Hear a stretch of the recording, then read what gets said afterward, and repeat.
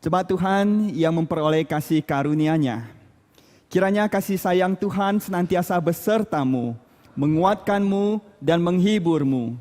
Kiranya hikmat Allah bersamamu. Mari kita datang menghadap Tuhan, memuliakan Tuhan Allah, muliakan pimpinannya dalam kasih sayang-Nya.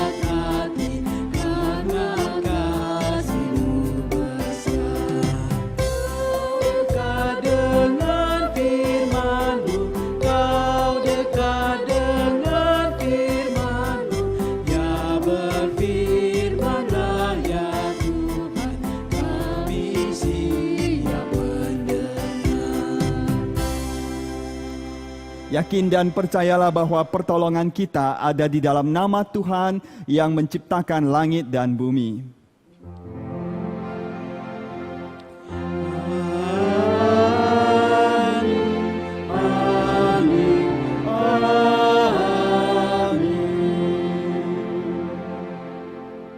Kasih karunia dan damai sejahtera dari Allah Bapa kita dan dari Tuhan Yesus Kristus menyertai saudara sekalian.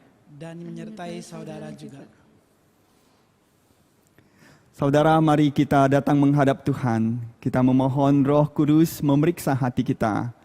Sebab dosa telah merusak relasi kita dengan Tuhan dan sesama. Kita datang menghadap Tuhan.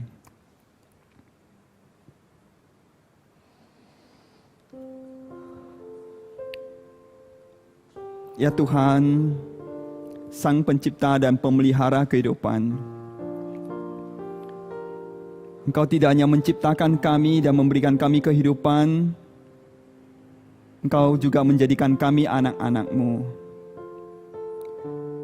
Tuhan, dalam kehidupan kami sering menimbulkan sakit hati Engkau, baik dalam perbuatan kami maupun dalam pikiran dan orientasi hati kami. Ampuni kami Tuhan yang telah bersalah dan berdosa di hadapan Engkau. Kiranya Engkau berkenan menguatkan, meneguhkan hati iman kami kepadamu, untuk menjadi anak-anak-Mu, untuk menjadi warga kerajaan-Mu, dan hidup dengan nilai-nilai kerajaan-Mu. Mampukan kami ya Tuhan. Kiranya kami menerima pengampunan-Mu, dan dengan sukacita kami menyambut pemulihan yang Tuhan hendak berikan kepada setiap kami. Sehingga kami disebut sebagai bangsa yang kudus, disebut sebagai warga kerajaan sorga, kerajaan-Mu ya Tuhan, yang hadir di bumi seperti di sorga. Biarlah kami tidak lagi berjalan sendiri dalam kehidupan ini, tapi dipimpin oleh Roh-Mu yang kudus. Terima kasih Tuhan buat kebaikan dan kemurahan hati-Mu. Kami berdoa dalam nama Kristus Yesus, Juru Selamat kami yang hidup. Amin. Sahabat Yesus Kristus, dengarlah seruan anugerah turut Roma 5 ayat 8 yang berbunyi, akan tetapi Allah menunjukkan kasih-Nya kepada kita, karena Kristus telah mati untuk kita ketika kita masih berdosa. Demikianlah berita anugerah dari Allah. Syukur kepada Allah.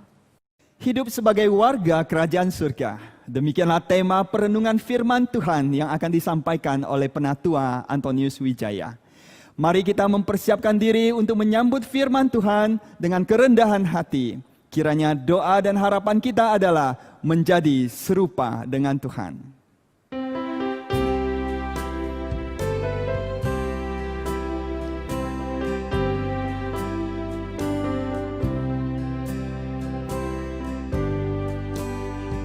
mau serupa Tuhan yang mulia. Inilah doa harapanku. Rela buangkan semua hartaku untuk mendapatkan Yesus Kristus. Ku mau serupa Tuhan yang kudus, Tuhan yang mulia, penuh kasih, serupa manis dan kayamu, serupa Engkau di hatiku. Serupa Tuhan yang ramah, lemah dan lembut, penuh kasih, tolong yang lemah, hibur yang susah, dan bawa mereka pada Kristus. Ku mau serupa Tuhan yang kudus, Tuhan yang mulia, penuh kasih, serupa manis dan kayamu, serupa Engkau di hatiku. Kepada Penatua Antonius kami persilakan.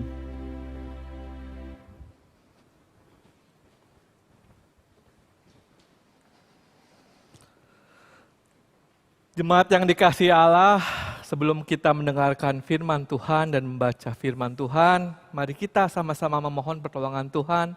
Mari kita berdoa. Bapa yang baik, kami mengucap syukur di mana pada hari ini kami boleh datang kembali beribadah kepada Engkau.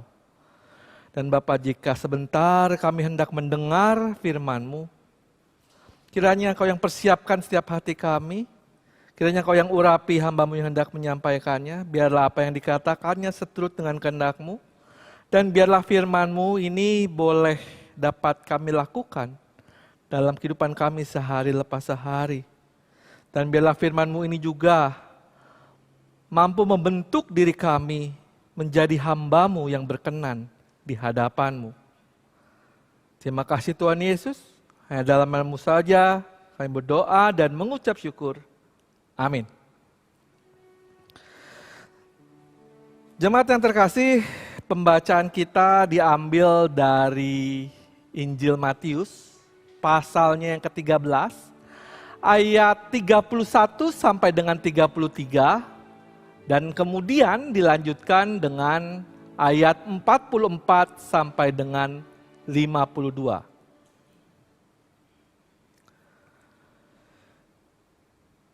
Yesus membentangkan suatu perumpamaan lain kepada mereka, katanya, hal kerajaan sorga itu seumpama biji sesawi yang diambil dan ditaburkan orang di ladangnya.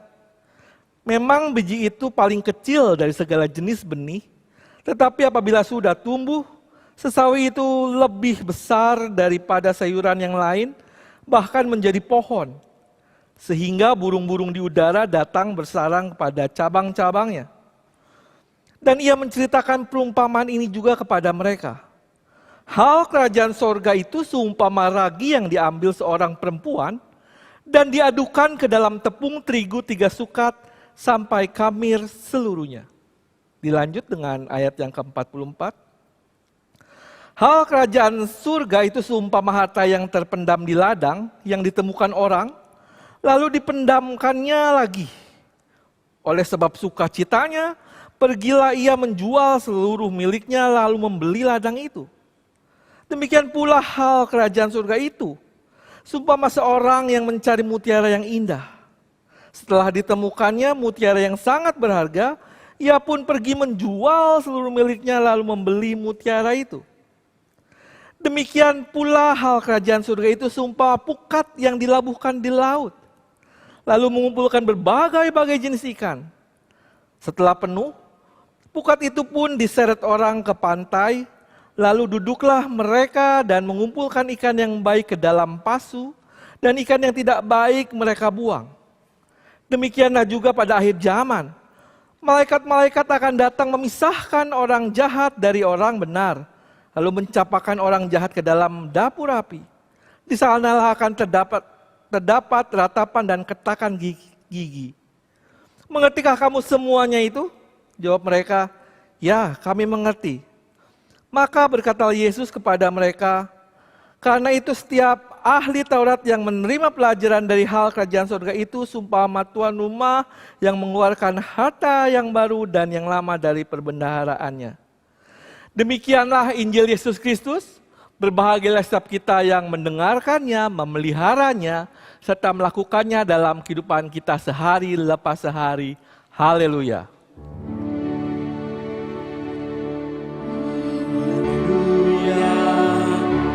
Haleluya, haleluya.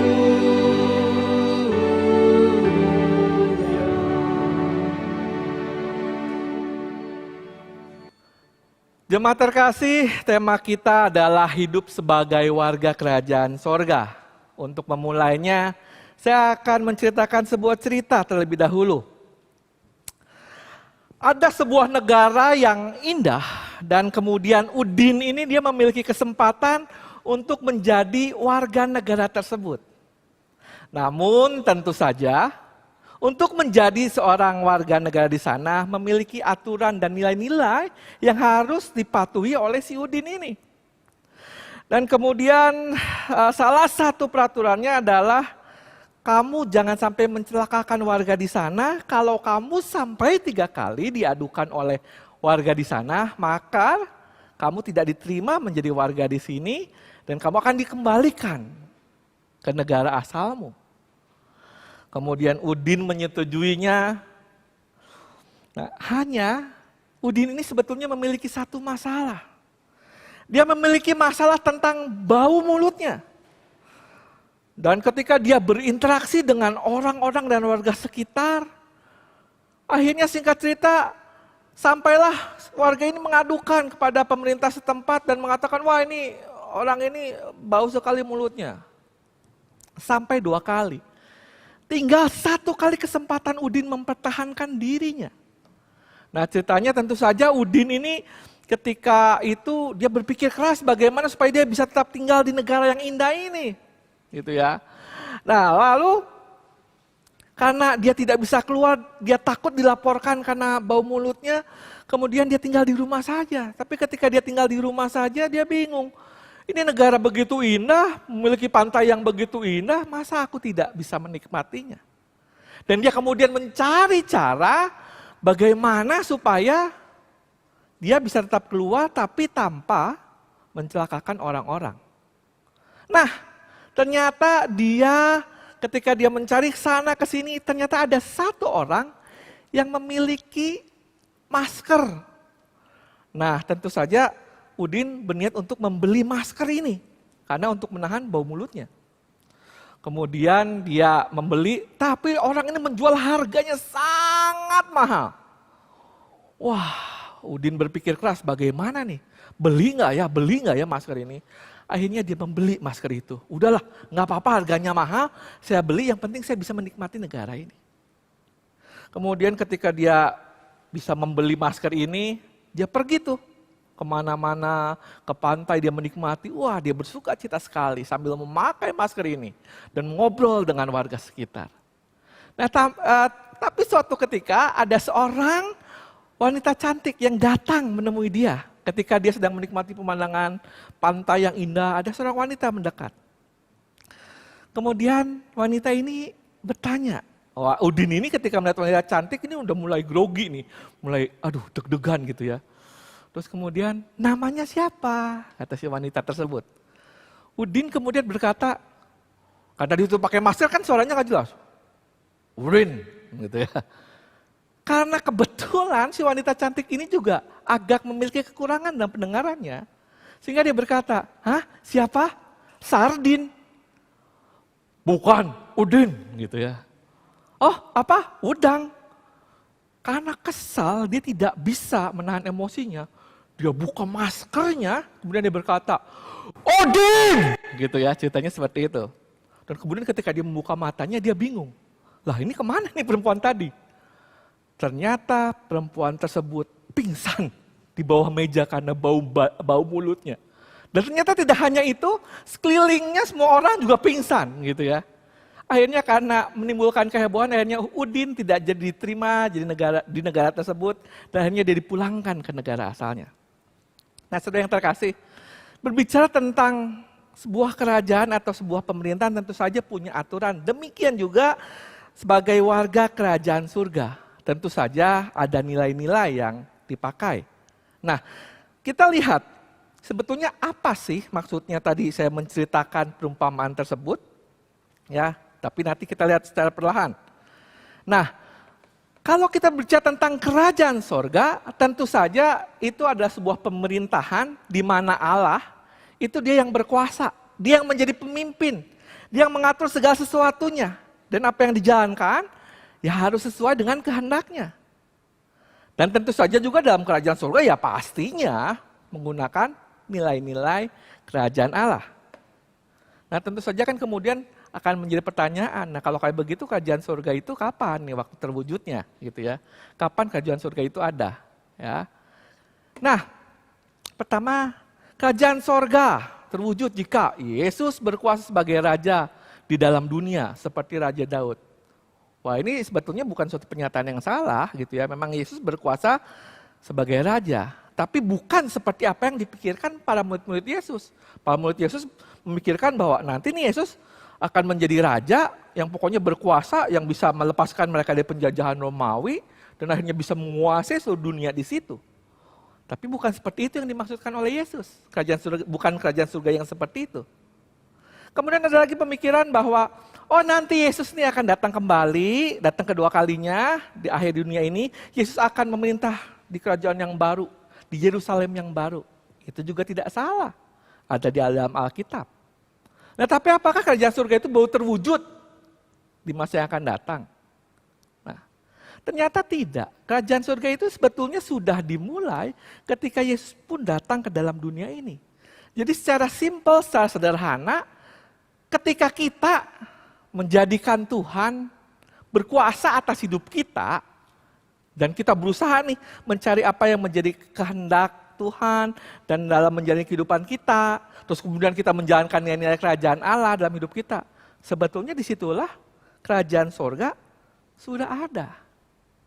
Nah, makanya kemudian kita perhatikan, Yesus mencoba menjelaskan melalui perumpamaan yang ada dalam Alkitab yang tadi telah kita baca.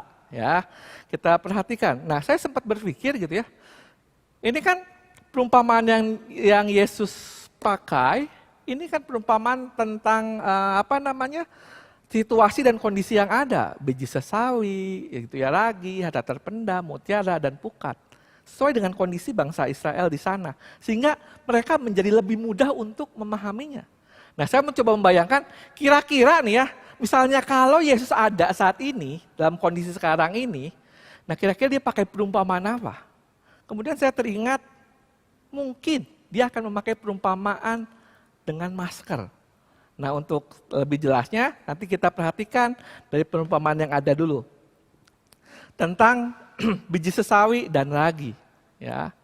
Nah, biji sesawi dan ragi ini apa sih maksudnya? Kalau kita perhatikan bahwa biji sesawi, biji yang sangat biasa di sana, bentuknya sangat kecil gitu ya. Dan seringkali dipandang, apa sih ini kecil. Tapi ternyata dari biji yang kecil ini, dia bisa memiliki daya, dia bisa memiliki kekuatan, bahkan memiliki dampak yang baik, sehingga bisa dirasakan oleh makhluk hidup di sekelilingnya. Dari biji yang kecil ini kita bisa lihat di pohon itu, pohonnya menjadi begitu rindang, begitu besar, menjadi tempat untuk para burung bersarang, berteduh, bahkan mencari makanannya. Jadi sesuatu yang kecil tapi memiliki daya yang besar, memiliki kekuatan yang besar, memiliki dampak yang baik. Demikian juga dengan ragi. Ragi itu sebetulnya dipakai misalnya kalau untuk adonan roti itu hanya sedikit. Tapi dia bisa membuat adonan roti itu menjadi mengembang. Dan memiliki dampak yang baik. Ketika saya membaca tentang hal ini dan kemudian saya memakan roti, yang kebetulan istri saya membuat roti gitu ya di rumah. Cukup besar rotinya, saya membayangkan, seandainya ini roti ini nggak pakai ragi gitu ya, apa yang terjadi? Roti yang besar nggak pakai ragi. Pilihannya kan kemungkinan cuma dua. Bagaimana usaha keras saya dan gigi saya menghancurkan roti itu, atau gigi saya yang hancur gitu ya, karena keras gitu. Nah, tapi ternyata ragi ini bisa memberi dampak, membuat roti itu menjadi enak, menjadi suatu hal yang baik. Ya, kita bisa perhatikan biji sesawi maupun ragi ini membawa hal yang baik bagi sekelilingnya. Nah, demikian juga dengan kerajaan Allah. Mungkin ketika Yesus ada di sana gitu ya, apakah dia bisa membuat seluruh dunia gitu menjadi lebih baik gitu ya? Ternyata kalau Yesus melakukannya dan telah dia buktikan bersama dengan murid-muridnya setia melakukannya, ternyata memang buktinya kan terjadi suatu perubahan yang luar biasa. Bagaimana orang bisa memandang Tuhannya lebih dekat, bagaimana orang merasa begitu kekuatan daripada Tuhan, merasa begitu dijamah oleh Tuhan. Itu dari suatu hal yang kecil awalnya. Nah, bandingkan dengan masker, ya. Bukankah masker juga seperti itu? Masker yang kita gunakan pada saat-saat sekarang ini, dulu kan ini kita pandang apa sih ini masker? Paling cuma dipakai buat orang yang lagi flu gitu ya, atau misalnya yang tadi yang bau mulut kayak si Udin gitu kan. Dan harganya dulu tuh waduh murah gitu kan. Apa sih? Tapi coba sekarang kita lihat, ternyata melalui masker ini, dia memiliki daya dan memiliki kekuatan yang luar biasa. Di mana virus gitu ya, itu tidak bisa keluar dan menjaga virus tidak bisa masuk. Itu adalah suatu hal yang sangat luar biasa. Jadi dia memiliki daya, memiliki kekuatan. Ya kan? Nah kemudian kita lihat di perumpamaan yang berikutnya. Tentang harta yang terpendam dan mutiara. Nah di sini kan dikatakan bahwa, waduh, ketika ada seseorang melihat ada suatu harta yang terpendam, kemudian dia berusaha untuk mendapatkan tempat tersebut karena dia merasa sangat berharga. Kemudian juga mutiara yang indah. Dia bahkan rela untuk menjual apa yang dia milikinya untuk mendapatkan mutiara yang indah ini. Ini menggambarkan apa? Ini menggambarkan bahwa kerajaan Allah itu adalah sesuatu hal yang sangat berharga yang kita harus mencarinya dengan segenap hati kita. Lebih berharga daripada apapun yang ada dalam dunia ini. Gitu ya. Itu kerajaan surga ini adalah suatu hal yang besar. Nah seringkali dalam kehidupan kita, kenapa sih gitu ya? Kita sering tidak bisa menjadi manusia yang baik di hadapan Tuhan. Karena kemungkinan kita tidak memandang kerajaan sorga ini adalah sesuatu yang berharga, sesuatu yang penting. Misalnya kita nggak usah jauh-jauh. Kalau kerajaan sorga itu berbicara tentang apa sih? Kalau dalam kitab Roma pasal yang 14 ayat 17, saya akan bacakan untuk kita semua. Dikatakan seperti ini. Sebab kerajaan Allah bukanlah soal makanan dan minuman, tetapi soal kebenaran, damai sejahtera, dan sukacita oleh Roh Kudus. Nah saudara, contoh yang simpel, yang sederhana, ketika kita berusaha menerapkan nilai kerajaan surga, ketika kita ada orang yang begitu menyakiti kita tidak berusaha untuk mengampuni orang ini. Kita pendam terus. Sehingga kita kesal terus. Tapi coba kalau kita memandang bahwa itu bukan sesuatu yang benar, bahwa sebetulnya ada suatu hal yang berharga, kita mengikuti apa yang menjadi nilai-nilai kerjaan surga, harusnya kan kita mengampuni orang tersebut. Ya, dengan segala istilahnya, mungkin harga diri kita ketika mengampuni itu, waduh, gengsi lah ya mengampuni orang yang seperti itu gitu ya. Tapi firman Tuhan katakan apa? Ampuni orang tersebut. Dalam doa Bapa kami juga, kita kan juga harus mengampuni orang yang bersalah pada kita kan. Nah, tapi kalau kita berusaha dengan sungguh-sungguh gitu ya, menerapkan itu dalam kehidupan kita, apa yang terjadi? Tadi, kebenaran ada dalam diri kita. Damai sejahtera dan sukacita ada dalam diri kita.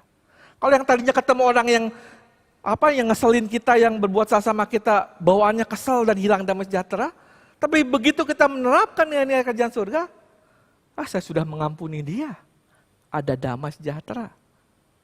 Dan inilah yang harus kita cari. Bahwa ternyata bukankah itu suatu hal yang indah.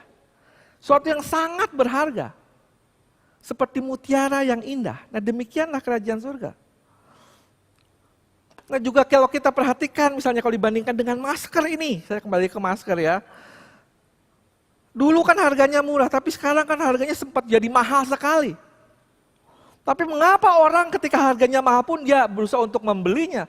Bahkan saya pernah lihat ada masker yang harganya sampai puluhan juta. Orang-orang rela untuk membelinya. Karena kenapa? Karena dengan adanya masker itu dia terjaga, dia terlindungi dari sesuatu yang buruk. Bahkan bukan itu saja, dia juga menjaga dirinya untuk tidak merusak atau menyebarkan virus kepada orang lain. Nah seperti itulah kerajaan Allah. Kalau kita menggunakan kerajaan Allah dalam diri kita, itu akan membantu menjaga kita dari hal yang buruk. Dan juga ketika kita mencoba melakukan hal yang buruk, kita ada saringannya, ada filternya. Ya. Dan kemudian yang berikut adalah perumpamaan tentang pukat. Nah zaman dulu kan ketika mau menangkap ikan, mereka menggunakan pukat itu seperti jala yang akan membawa ikan gitu ya, menyaring. Dan yang kesaring ini ternyata tidak hanya ikan yang bagus aja, tidak hanya yang baik aja, tapi juga ada ikan-ikan yang tidak baik. Dan ketika semua tersaring, akhirnya yang baik dipisahkan, sementara yang buruk dibuang. Nah, demikian juga kerajaan Allah pun juga seperti itu. Dia akan menyaring. Melalui kerajaan Allah, nilai-nilainya yang kita pelajari, kita bisa menyaring mana nih yang baik, mana nih yang benar. Apa yang sesuai dengan kehendak Allah. Kan itu nilai-nilai kerajaan surga. Sama seperti masker itu juga, menyaring. Udara yang baik, yang bisa kita hirup. Udara buruk, jangan sampai masuk. Hal-hal yang baik, kita bisa sampaikan kepada orang-orang, walaupun misalnya tadinya kita hendak melakukan suatu hal yang buruk, tapi disaring, ditahan supaya tidak mencelakakan orang lain. Memisahkan mana yang baik, mana yang tidak. Dan nanti akan terlihat sejauh mana kita akan menggunakan nilai-nilai kerajaan Allah ini dalam diri kita. Nanti pada akhirnya kan akan kelihatan mana yang baik akan masuk ke dalam kerajaan Allah, yang tidak akan dibuang. Seperti masker ini juga kalau kita perhatikan, kalau yang menyepelekan masker ini, tidak menggunakan masker ini, ya tentu akan kemungkinan besar akan terkena dampak virus, terutama saat ini virus COVID-19. Tapi kalau kita pakai, kita akan aman. Nah kurang lebih seperti itu. Nah masker ini tentu saja melambangkan adalah nilai-nilai aturan kerajaan Allah yang kita pakai, di mana bukan saja hanya diri kita yang aman, tapi juga ternyata masker ini bisa membuat orang lain juga aman. Ya seperti si Udin tadi kan, begitu dia lepas, membuat orang lain tidak aman gitu kan. Nah ini ibaratnya apa sih masker ini? Ini kan bukannya seperti firman Tuhan, seperti kerajaan Allah nih, yang berupa firman Tuhan yang ada di dalamnya. Nilai-nilai kebenaran, nilai-nilai kerajaan Allah yang ada di dalamnya. Yang perlu kita renungkan, yang perlu kita gumulkan, yang perlu kita doakan setiap hari. Supaya kita menjadi pribadi yang lebih baik. Supaya kita bisa bertahan menghadapi kehidupan ini. Dari suatu hal yang jahat dan kita juga tidak mengeluarkan suatu hal yang jahat. Kerajaan Allah. Nah makanya dikatakan dalam Matius 6 ayat 33 gitu ya. Carilah dahulu kerajaan Allah dan kebenarannya, maka semuanya itu akan ditambahkan kepadamu. Jadi hidup sebagai warga kerajaan Allah, pertama adalah kita harus menjadikan Allah sebagai pemimpin kita. Ya. Mencari Tuhan kita ini seperti apa? Apa yang menjadi kehendaknya dalam kehidupan kita? Apa yang harus kita lakukan supaya kita bisa mencerminkan nilai-nilai kerajaan Allah dalam hidup kita? Nah kenapa kita perlu melakukan itu semua? Karena supaya kita dipoles menjadi warga kerajaan Allah yang sejati, Yang nilai-nilai kerajaan Allah itu boleh terpancar dalam kehidupan kita. Yang memberikan kekuatan dan berdaya guna supaya memberikan kehidupan bagi orang lain gitu ya, yang bukan menjadi racun bagi orang lain tapi memberikan kehidupan seperti biji sawi tadi gitu ya, yang memberikan kehidupan bagi orang-orang sekitar kita. Nah, jadi sebetulnya cukup aneh apabila seseorang yang mengaku dirinya sebagai warga kerajaan Allah, yang mengaku sudah dibentuk oleh Tuhan, namun ternyata dia tidak memberikan dampak bagi lingkungan sekelilingnya. Jadi sebetulnya ketika kita hidup sebagai warga kerajaan Allah, sebetulnya itu mengalir kehidupan dari Allah melalui diri kita. Dan itu menjadi berkat buat orang lain. Nah, saudara yang terkasih, kalau kita hidup sebagai warga kerajaan Allah, apa sih hasilnya? Ya itu tadi, memberikan dampak yang baik bagi sekeliling kita. Sehingga akhirnya kita dikatakan layak untuk menjadi warga kerajaan surga. Nah, seringkali kita layak menjadi warga kerajaan surga itu karena kita percaya kepada Yesus. Nah, saudara-saudara, percaya kepada Yesus saja itu bukan berarti hanya di ucapan. Tapi juga kita perlu meresponinya. Ciri-ciri orang percaya itu seperti apa? Seperti misalnya kalau saya mengatakan, saya mencintai kamu gitu ya kepada istri saya. Tentu saja bukan hanya sekedar ucapan. Kalau hanya sekedar ucapan itu bukan cinta sesungguhnya. Tapi kan harus dibarengi dengan tindakan yang menunjukkan bahwa saya mencintai dia. Demikian juga dengan percaya kepada Tuhan. Harus disertai dengan tindakan. Yaitu tadi, menjadikan Tuhan sebagai pemimpin kita, mencari apa yang menjadi kehendaknya dalam kehidupan kita, dan jangan lupa melakukan nilai-nilai kerajaan Allah. Nah, saudara yang terkasih, makanya kenapa saya menggunakan masker ini di tengah situasi seperti ini, supaya ketika kita melihat gitu ya, orang lain yang memakai masker, atau ketika kita keluar kita memakai masker, kita ingat, ini tuh kok seperti kerajaan Allah ya, dimana kalau kita memakainya, kita ini akan aman loh. Kita ini akan memberikan keselamatan loh buat orang lain. Dan virus itu tidak akan masuk ke dalam diri kita melalui masker ini. Nah, masker ini kita mesti ingat, oh ya, apa nih masker ini? Oh, ini kerajaan Allah nih. Apa nih? Oh, cari kebenarannya dalam firman Tuhan. Apa yang menjadi kehendaknya. Dan ini perlu kita pakai setiap saat supaya kita aman. Nah, kiranya saudara-saudara yang terkasih, kita bisa menjadi warga kerajaan Allah yang sesuai dengan apa yang Tuhan kehendaki. Bukan warga kerajaan Allah yang biasa-biasa saja, bukan yang nantinya juga dipisahkan, bukan. Tapi betul-betul kita bisa hidup sebagai warga kerajaan Allah yang memberikan dampak bagi kehidupan sekeliling kita. Kiranya Tuhan yang menuntun kita untuk hidup sebagai warga kerajaan sorga. Tuhan Yesus memberkati. Amin.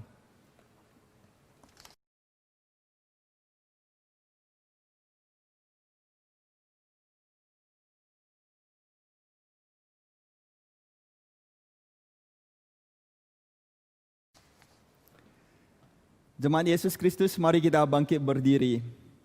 Bersama dengan umat Allah di masa lalu, masa kini, dan masa yang akan datang, kita ikrarkan pengakuan iman rasuli. Aku percaya kepada Allah, Bapa yang Maha Kuasa, Khalik langit dan bumi, dan kepada Yesus Kristus anaknya yang tunggal Tuhan kita, yang dikandung daripada Roh Kudus, lahir dari anak darah Maria, yang menderita sengsara di bawah pemerintahan Pontius Pilatus, disalibkan, mati, dan dikuburkan, turun ke dalam kerajaan maut. Pada hari yang ketiga, bangkit pula dari antara orang mati, naik ke surga, duduk di sebelah kanan Allah, Bapa yang Maha Kuasa. Dan dari sana ia akan datang untuk menghakimi orang yang hidup dan yang mati.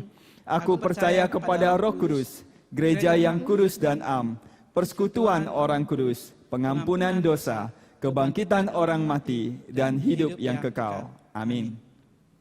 Jemaat Tuhan, mari kita berdoa bersama. Tuhan, Raja atas semesta alam, kami menghadap Engkau. Tuhan, kami bersyukur bahwa kehidupan kami ada di tangan Engkau. Engkau yang memelihara kehidupan kami. Pada masa ini di mana kehidupan kami mengalami berbagai krisis, Kini kami menghadap Engkau, memohon pertolongan-Mu. Kiranya Engkau senantiasa memelihara kami. Seperti Engkau pernah memelihara bangsa Israel di padang gurun, Engkau menyediakan apa yang mereka butuhkan. Kiranya Engkau juga menyediakan apa yang kami butuhkan, Tuhan. Biarlah kami belajar berserah penuh, percaya penuh pada Engkau, dan mengandalkan pertolongan dan pemeliharaan dari Engkau. Kiranya 5 roti 2 ikan senantiasa kami alami dalam kehidupan kami. Biarlah kami percaya dan berserah padamu. Tuhan, kami juga memohon kiranya Engkau memberikan kekuatan khususnya pada tenaga medis yang sudah berperang cukup lama melawan penyebaran virus corona. Biarlah mereka diberikan kekuatan di dalam memberikan perawatan medis. Tuhan, teguhkan hati mereka. Damai sejahtera-Mu senantiasa beserta anak-anak-Mu ini ya Tuhan, yang terus berperang di garis depan. Tuhan, kami juga memohon kepada Engkau, kiranya Engkau berkenan memberikan hikmat-Mu kepada pemerintah, baik pemerintah Republik Indonesia maupun pemerintah dunia, untuk bersama-sama melawan penyebaran virus corona. Tuhan, biarlah di dalam pemeliharaan-Mu, pertolongan-Mu, dan hikmat yang Engkau berikan, kami dapat menang melawan penyebaran COVID-19. Tuhan, tidaklah mudah bagi bangsa-bangsa yang harus merawat, memelihara rakyatnya, juga memulihkan atau membangun perekonomian. Tuhan, tolonglah. Engkau yang pernah menolong bangsa-bangsa yang terpuruk, Engkau yang pernah memelihara berbagai bangsa dan kerajaan di dunia ini, kiranya Tuhan berkenan memberikan pertolongan. Sebab Engkaulah Raja atas alam semesta. Engkaulah juga adalah Raja atas bangsa-bangsa. Tuhan, kepadamu kami berserah. Kiranya gereja-gereja-Mu juga bersatu, bersehati, baik dalam memerangi penyebaran COVID-19, juga di dalam kesetiaan mencari Engkau, berdoa bagi bangsa-bangsa, berdoa bagi kesejahteraan kota di mana kami diam. Tuhan, kepadamu kami berserah, kepadamu kami percaya. Kami berdoa ya Tuhan, di dalam nama Tuhan Yesus Kristus, Sang Raja. Amin. Jemaat Tuhan, mari kita menghaturkan persembahan kepada Tuhan sebagai wujud syukur kita atas berkat-Nya. Demikian juga sebagai tanda penyerahan diri kita atas rahmat Tuhan dengan mengingat sabda Tuhan yang tertulis dalam Mazmur 136 ayat yang pertama. Bersyukurlah kepada Tuhan sebab Ia baik, bahwasannya untuk selama-lamanya kasih setianya. Saudara dapat memasukkan persembahan saudara ke dalam amplop untuk diserahkan ketika ibadah onsite dapat diselenggarakan, atau saudara dapat transfer langsung ke rekening jemaat masing-masing di mana saudara beribadah. Kiranya Tuhan menolong dan memberkati saudara. Kita serahkan persembahan kita kepada Tuhan. Mari kita nyanyikan terima kasih ya Tuhanku.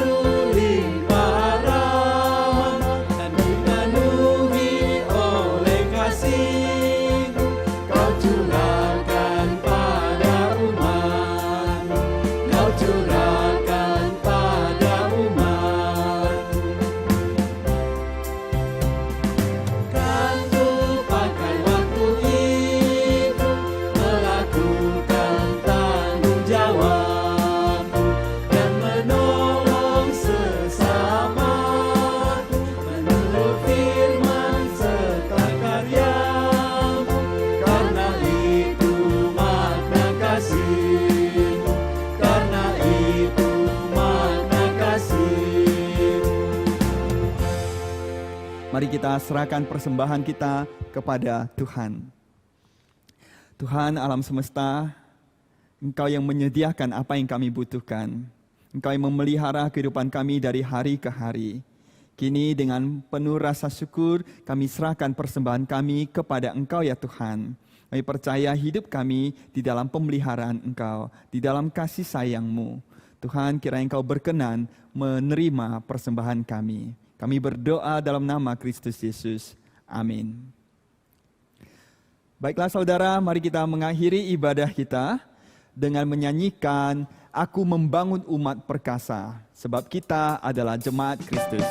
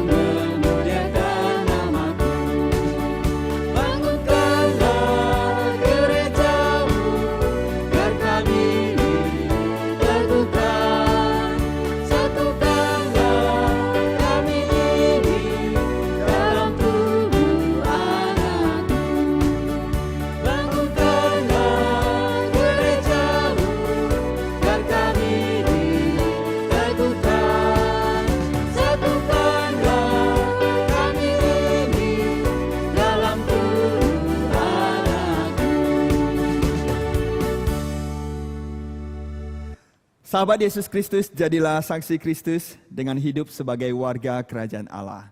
Terimalah berkat dari Tuhan. Tuhan memberkatimu dan melindungimu. Tuhan menyinarimu dengan wajah-Nya dan memberimu kasih karunia. Tuhan menghadapkan wajah-Nya kepadamu dan memberimu damai sejahtera. Amin.